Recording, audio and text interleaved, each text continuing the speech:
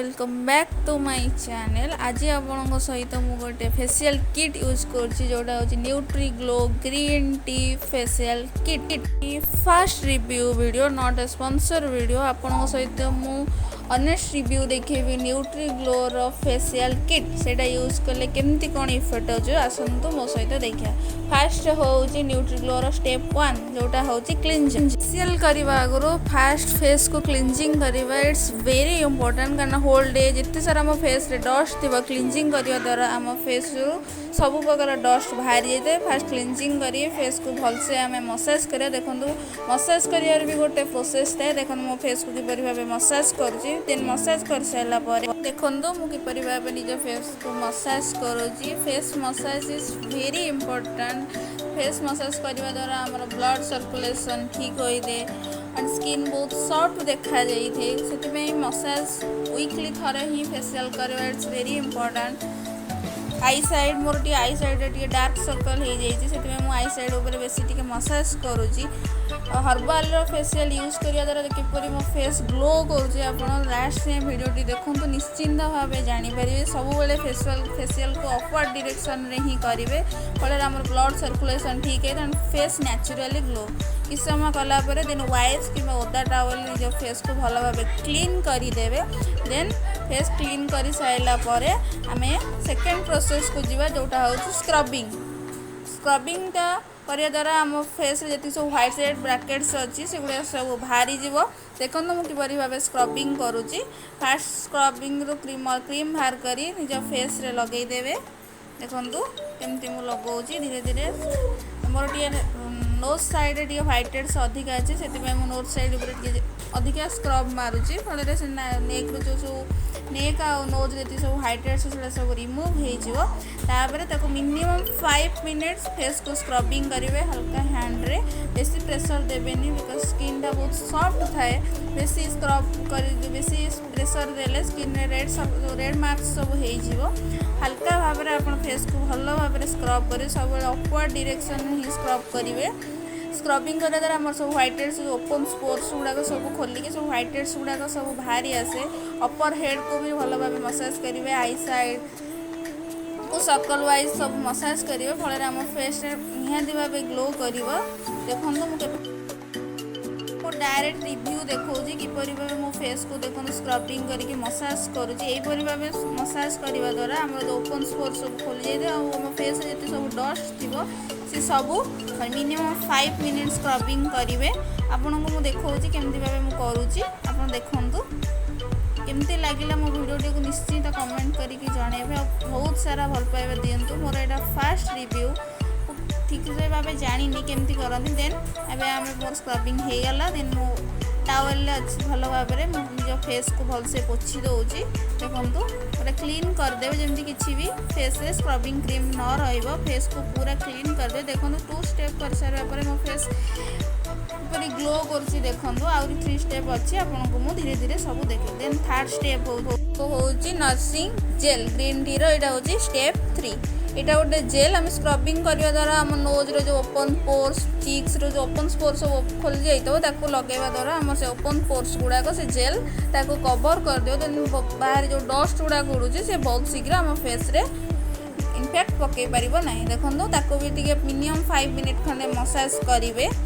Nourishing जेलटा से आम skin को पूरा अब्जर्व कर नब। देखो किपर भाव मु मसाज करुँची जमी पूरा भल जेपर्यंत से स्किन को ऑब्जर्व न कर पर्यंत आपको निज फेस को मसाज करने को पड़ो। भल भाव मसाज कर मसाज कर ब्लड सर्कुलेशन से भल हम आम स्किन बहुत सारा ही ग्लो कर। मिनिमम 5 मिनिट फेस को भल भाव मसाज करेंगे। अपवर्ड डायरेक्शन में सब बेले मसाज करेंगे। देखो मुझे किपर भाव अपवर्ड डायरेक्शन में करुँची यही भाव मसाज कले आम सी नेचुरली ही ग्लो कर एंड फेस बहुत ही अट्राक्टिव देखा। देखो मुझे कौपरी भाव मसाज करुँची। यहाँ मोर फास्ट रिव्यू वीडियो मोर एत भी आइडिया नहीं केमती कौन हुए मुझे फास्ट ट्राए कर मोर किसी वीडियो भूल रही जाए तो आपने क्षमा करदे। एंड मो आग को आहरी भल भल भिडियो आने ट्राए करी। मोर 5 मिनिट कंप्लीट हो जाए एंड मो फेस भल भाव मसाज है मुझे टावेल पोछि देवी। देन मोर 4th स्टेप को जीवी। 4th स्टेप कौन अच्छी आसतु देखा। तावले एबे मोर भल से फेस को क्लीन करदेली देखो थर्ड स्टेप पर मो स्किन केते ग्लो करूची। फोर्थ स्टेप होची एटा होची व्हाइटनिंग क्रीम जो हम फेस को व्हाइटनिंग करिवो एंड नेचुरली बहुत सारा ग्लो देखा जिवो। फर्स्ट क्रीम रो किछि डॉट डॉट बाहर करके निज फेस सारा लगे देबे। एटा व्हाइटनिंग स्किन को व्हाइट करिवो। एटा न्यूट्रीग्लो रो गोटे बहुत ही भल प्रोडक्टटा।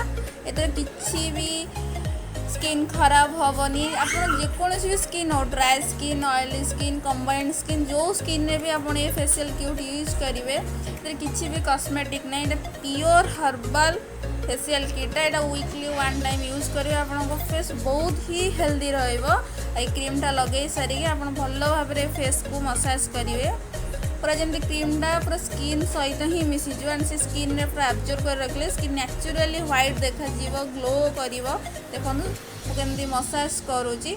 मु प्रोफेशनली मेकअप शिखिनी बट फिर भी निजे घरे किसी यूट्यूब रू देखी शिखी निजे ही घरे निजर ही करुँची। फल मो स्किन मु निजे ही करवा द्वारा मो स्किन कौन प्रोब्लेम मुझे भी जानीपारे एंड मो स्किन को मु भल भाव केयर भी नहीं पारुछि। देखो स्किन को भल भाव मसाज करेंगे स्किन जमी से क्रीमटा पूरा ही फेस रे मिसीज जना ही पड़ोनी ताफल स्किनटा व्हाइटनिंग आफ्टर फेशियल कर सारापर स्किन आप नेचुरली ही व्हाइट देखा ग्लो कर एंड बहुत ही हेल्दी स्किन हम। देखिए आप लास्ट जाए देखो वीडियोटा आप निश्चित जानवे।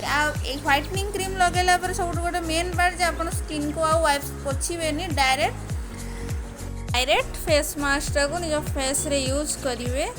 देखो कौपर भाव लगे न्यूट्रीग्लो गोटे माइनस पॉइंट जे फेस मास्कटा बहुत ही ड्राए अच्छी तो सेटा फेस रे ठीक से लगुनि से मुझे किसी वाटर मिसेक लगाऊँगी से फेस जमी भल भाव से मिसी पार।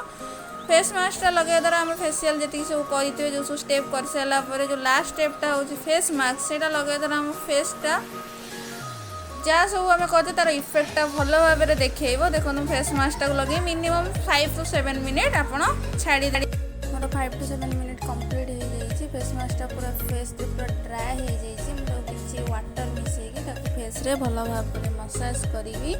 मसाज करने द्वारा से जो क्रीम गुड़िक भल भाव स्किन को अब्जॉर्ब कर नब देन तापर मुझे वाटर रे मिनिमम 2 to 3 मिनिट फेस को भल भाव में मसाज करी। देखो मुझे किपर भाव मसाज करुँची मोर मसाज सरीगला मो फेस को धोईकी आसीगली। देखो मो फेस के क्लीन और सॉफ्ट अच्छी किसी टावेल मो फेस को भल भाव में पोछी देवी। पोछी सारापर देखो स्किन केते ग्लो करुँच नेचुराली। एटा हर्बल फेशियल किटा से फेसटा बहुत ही सॉफ्ट और हेल्दी देखा जाउची। देखो फास्ट मो स्किन केते डल थिला एबे केते मो स्किन बेटर देखा जाउची। तापर मु गोटे खड़ीरा गोलाप जल यूज करुँची से फेस रे टैप टैप करके लगे देवे देन फेस को छाड़ी देवे। फेस बहुत ही सॉफ्ट रहिबो एंड हेल्दी देखा जाए। देखो गोलाप जल टे फेस रे भल भाव लगे देवे तापर फेस को छाड़ी देवे देन फेस रे किछि भी लगेबेनी। देखो मो फेस केते सॉफ्ट देखा जाउची। Thank you and love you all.